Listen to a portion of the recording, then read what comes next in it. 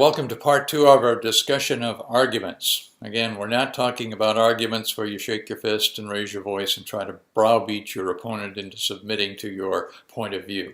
The kind you see on cable television a lot in this political season particularly.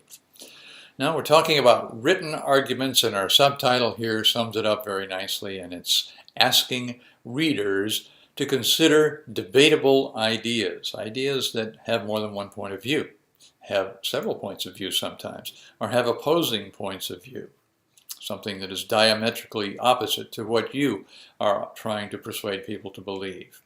So it's a good subtitle, and it comes from a chapter in a book called How to Write Anything, written by Ruskowitz and Dulmage, and we're going to draw on their wisdom to kind of talk about arguments in the second part of this lecture. In the first part of the lecture, we talked a bit about what constitutes an argument, types of arguments you might engage in, and how to develop your purpose and topic a little bit. So we're going to begin this one talking about your audience, your readers. And we talked about inviting your readers or asking your readers to accept a debatable idea. And the first step in making that happen is to understand your audience. And interestingly, the first thing we're going to talk about is not your audience so much as your own perspectives on what you may be arguing about.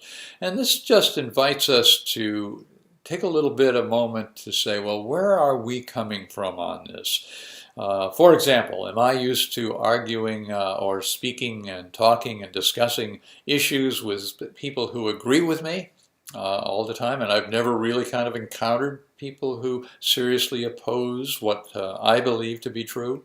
Well, if so, we need to take that into account. We need to be sure that we don't kind of run roughshod and make a lot of assumptions and thereby insult others who feel differently about us. So consider your own limits. What are you up against with regard to where you're coming from on your argument?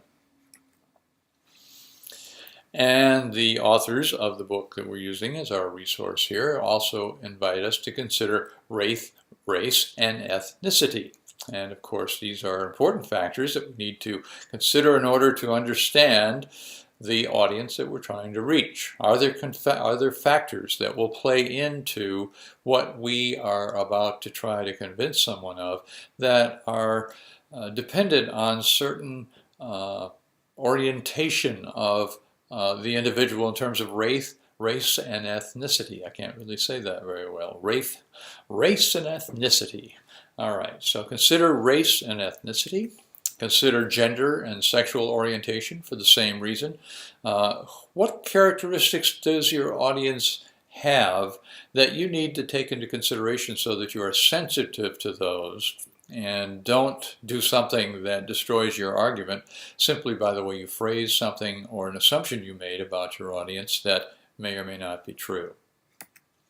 Consider income and class for the same reasons. Are you talking to upper class people? Are you thinking of people who are affluent, people who are living in poverty, military people who might have a certain class orientation to a certain way of how they live?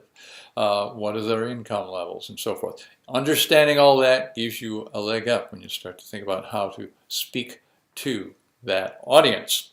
Same thing goes for religion and spirituality, very sensitive issues that if you are not careful about, you can end up stepping on sensitivities and thereby destroying your ability to persuade somebody of something.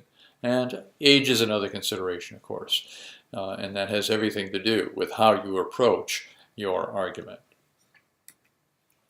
Okay, how do you find and develop the materials you're going to need to make your argument effective? Materials. We're talking about specific sources of information. So how do you go about this? Well, you can begin by listing the reasons that you believe the claim that you are trying to make in your argument. What's my list? Just make a list. Here is a list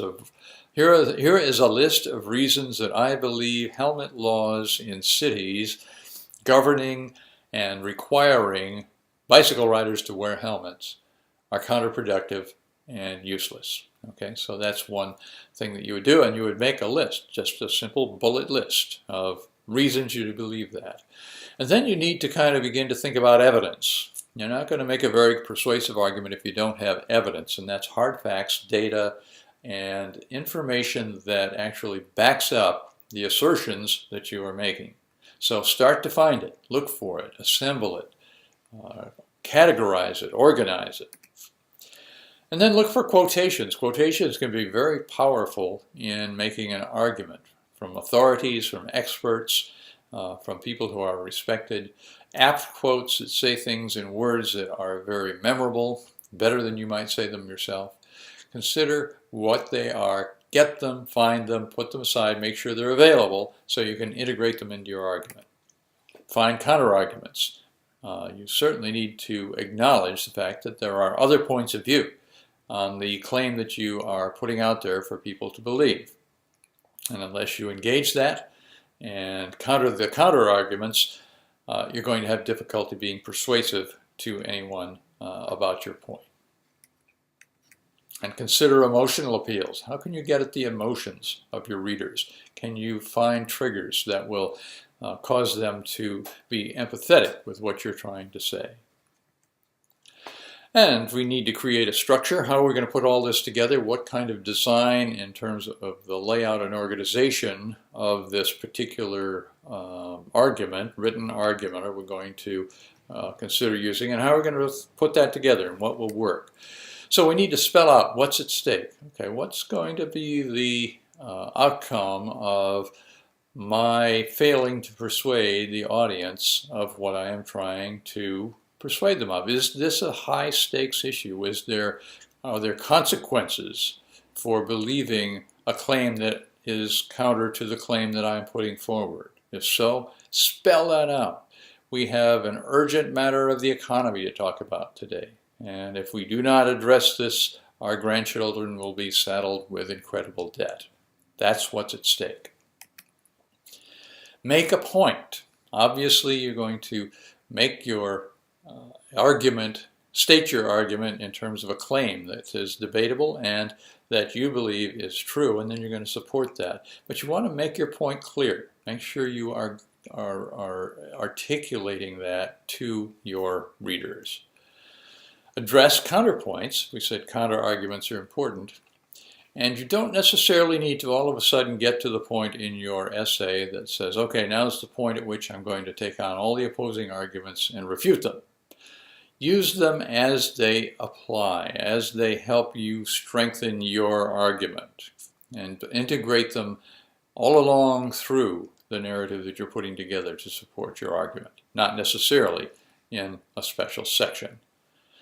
Hold your best arguments for the end. This is something people sometimes forget about. They throw out their first and strongest argument, their first argument as their strongest argument, and then kind of wind down from there. It's much more effective to build your argument slowly and come up with reasonable but lesser arguments of lesser impact in the beginning of your essay, for example, and then leave them with the strongest arguments that you have. Put those toward the end. Creating your structure in that way will be far more persuasive.